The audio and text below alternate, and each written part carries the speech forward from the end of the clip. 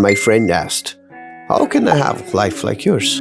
I smiled and said, "Life is about what you get, it's what you make of it. The work you want, you build it." I started in Delhi, just a curious kid with no roadmap, just a dream to explore. I studied, I learned. Journalism was my first step, where I picked up photography. Then I moved to Canada to study it professionally. I worked at IKEA in Halifax, not just for a paycheck, but for freedom to move. After exploring the East Coast, I transferred to Vancouver, taking my journey from coast to coast. And I didn't stop there. I solo drove across Canada. Just me, the road, my old cameras, and my love for travel.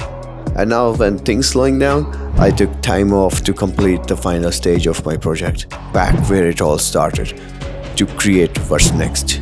Because life is about what you get, it's what you make of it.